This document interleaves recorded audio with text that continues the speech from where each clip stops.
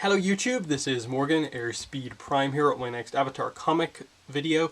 This is going to be my full spoiler review for North and South Part 3.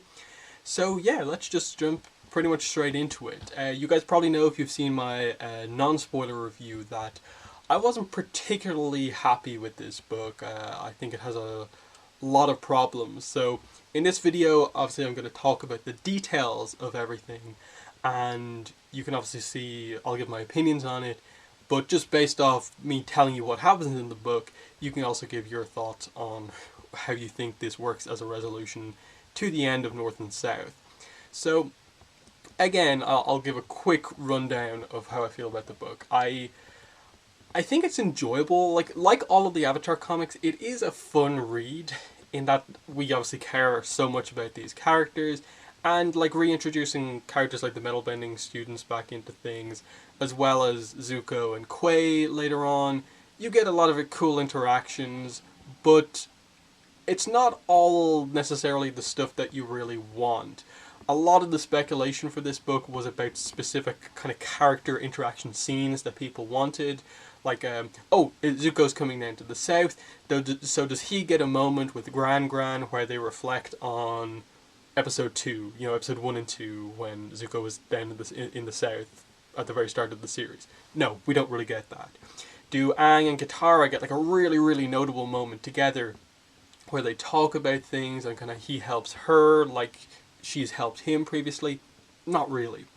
Do Katara and Melina, who had big issues at the end of part 2, do they get a big moment to talk? No. It's a lot of things like that where the writing decisions with regards to what they decide, oh yeah, this has kind of been resolved off screen. It's implied that a conversation has taken place off screen versus what they choose to show is very mixed up. And I think the start of the book, you guys have already seen the preview pages for North and South Part 3. You can probably see some of those issues immediately. The first couple of pages of the book, Toph and her metal bending students helping to build parts of the oil refinery at the start, and they're talking about how they don't have any waterbenders to help them because of politics. Why is this happening? Because going back to North and South Part 2, the last scene with Toph in this book is that she comes up to Katara and says, "Listen, Katara, if I'd known what Melina and Malik were up to, I never would have let Earth and Fire Industries do business with them." Now, obviously, like, what exactly is she saying there? Is she saying that it's going ahead even without her opinion, or what? Because the issue is that if she now disagrees with it, why isn't she doing anything to actively, like, go against it? She seems like she's putting a decent amount of effort in here in terms of bringing her metal bending students to continue the support of the oil refinery stuff. The issue here is just that it's not explained at all in this book what exactly the students are doing, what exactly they're building here, because the oil refinery plot is more or less dropped as a plot point. The big core of North and South Part 2, of that big scene where Melina's giving her speech, then Gilak comes in to reveal the truth, and then Melina and Malik kind of talk about the truth, that big scene, it's pretty much dropped completely because Malik is just not in this book at all. He gets one mention and he's kind of thrown away basically as a character. Melina is in the book a little bit more, but she definitely feels like she's dropped a level as a character in that she's not talking a lot throughout this entire book, and it's implied that, again, stuff has happened off screen, because where we leave off Melina in part 2 is with this scene of, you can see here, she's about to leave, basically talking to Katara, and then Gran calls her in and says that Hakoda wants to see you, to obviously say something important to her. We never get it revealed what exactly that was about, beyond just the implication that clearly he told her that he wants to go ahead with everything, continuing with the plan. But it's all vague. Like, even in the early stages of the book, you get Sokka and Melina talking, and Sokka just casually says, "And besides, my dad's gotten most of the Southerners on board with the project." And then they just dismiss all the protesters who are against what's happening here with the progress and the Northerners by basically saying, "Oh yeah, once they see the benefit to the whole tribe, they'll come around." That's really, really dismissive of, like, what I see to be one of the main plots of North and South, which is dealing with the fact that a lot of people in the South disagree with what's happening with their tribe. And it feels like they've resolved all of that off screen because, as we'll get into the nitty gritty of this, the core in terms of Hakoda's plan going forward is not necessarily about the North. It's about, okay, we'll have the South create connections with all of the nations to help us rebuild, which is fine, but it definitely feels like a kind of goalpost moving scene of like, oh yeah, you thought the story was about the issues between the North and the South, and that rivalry and those issues. It's actually more about just the South breaking into the world stage, but even that is not given the development that I think it needs. Because when Zuko and Quay arrive, there's obviously fun interactions, getting to see Quay, who brings Bosco with him. Bosco's very fun throughout this book, definitely one of the key interactions. They do kind of turn the Southerners from just primarily being against the Northerners to being full on against everyone. Like they boo Zuko and Quay when they arrive, and they just kind of dismiss it, and once again dismiss the protesters. With the core of the thing being here that they want to, what's the exact details? They want to create embassies in both of their nations, and the Fire and Earth Nation have embassies there as well. The issue I have with this is, again, the book is called North and South.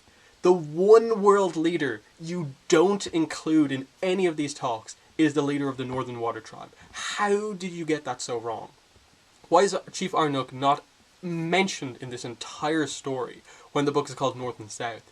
The biggest issue I have with this entire series, and this part 3 specifically, is that the North aspect of the book disappears. It just completely disappears. Melina is not important for the most part in this book. Malik just disappears.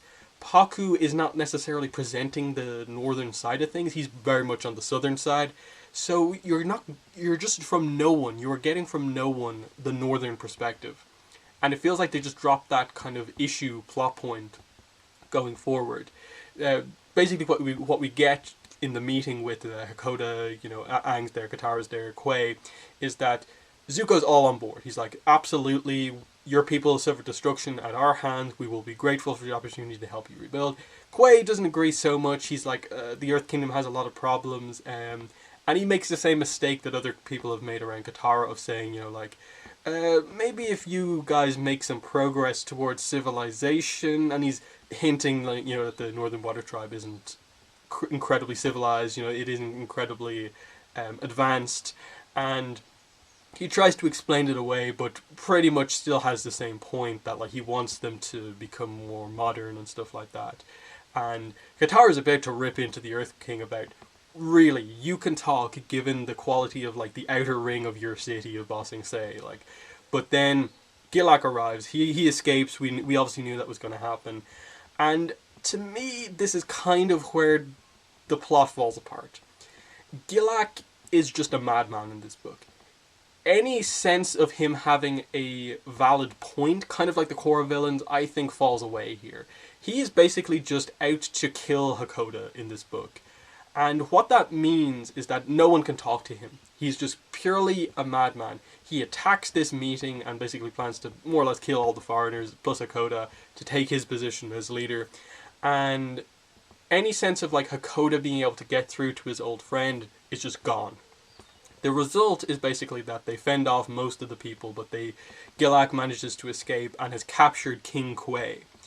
And you can sort of see the problem that happens here is that the plot of this book becomes more about getting Quay back, rather than addressing the issues between the North and the South, addressing the fact that the South has a lot to deal with regards to disagreement over what's happening.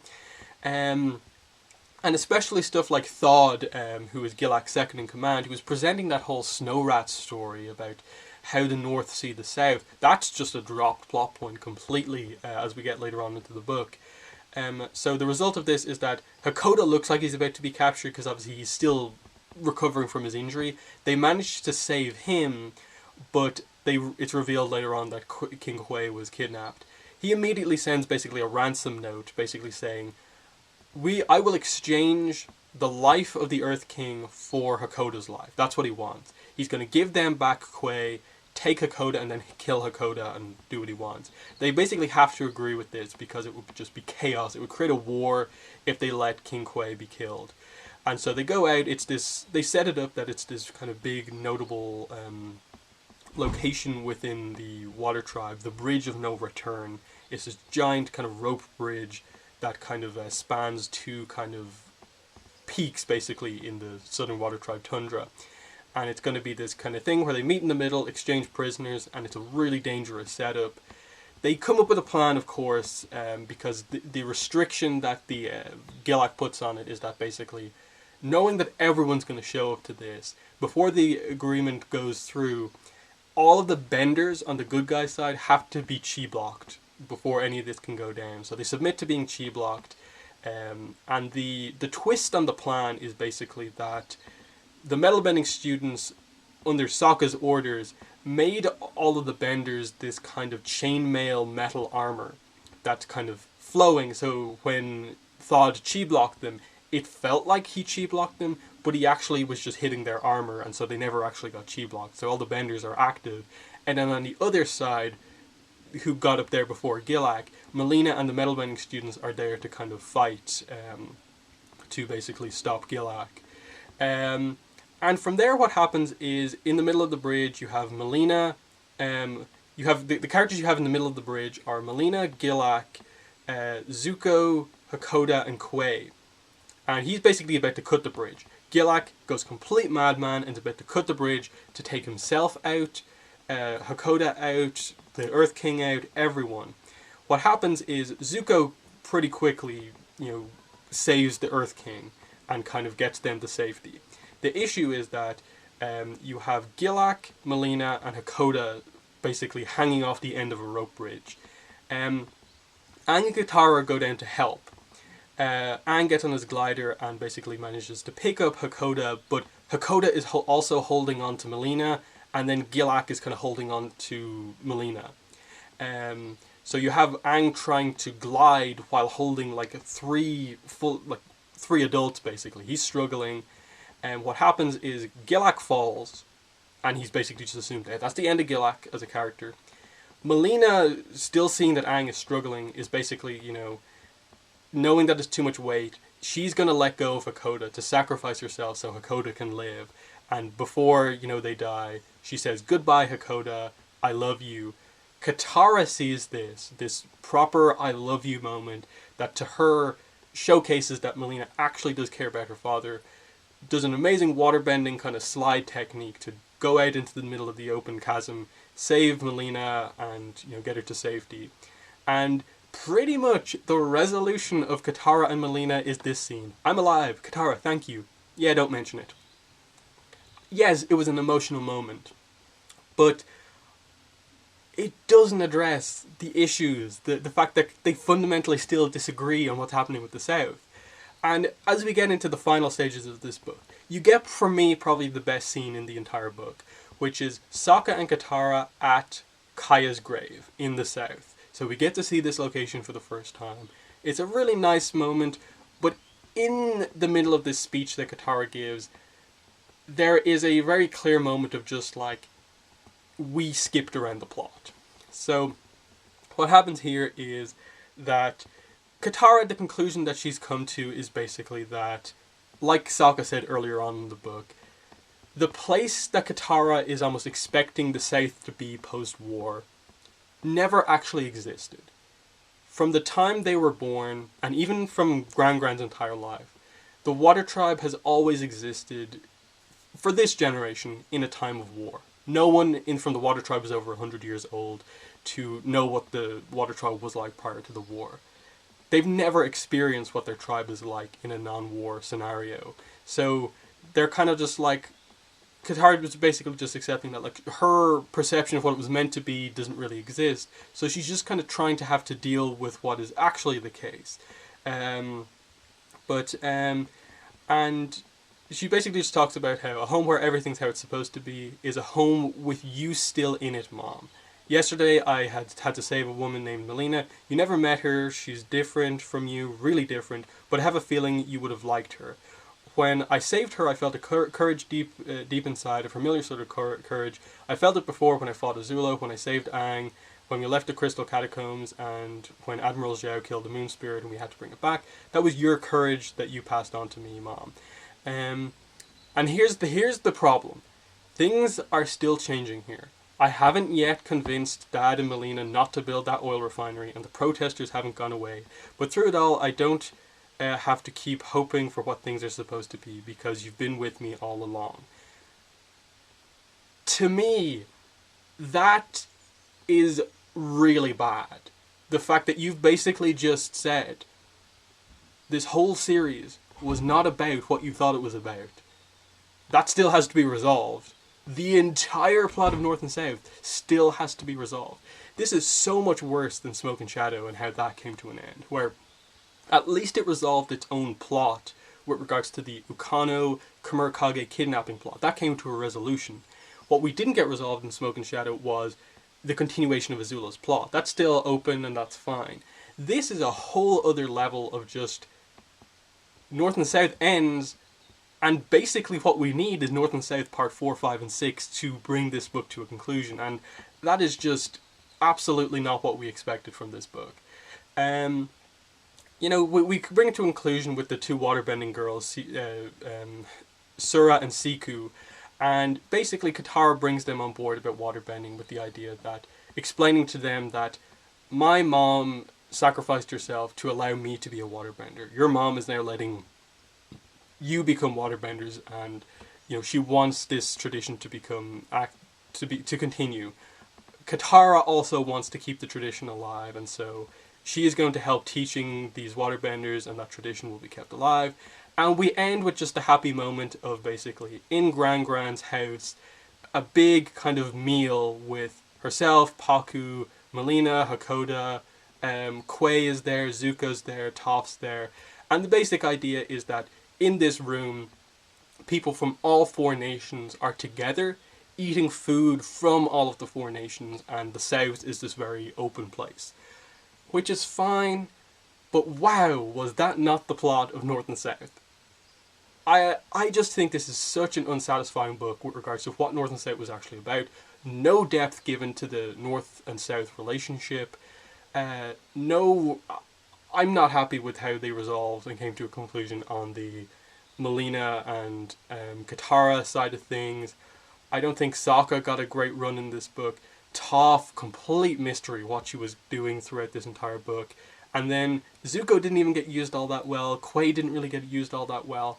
I think this book came to a really, really disappointing conclusion. So that's my spoiler review. In the comments, let me know what your thoughts are on North and South Part 3. What are your expectations? Have you read the book yet? What are your thoughts? But that's been the video for today. Thanks for watching, and bye.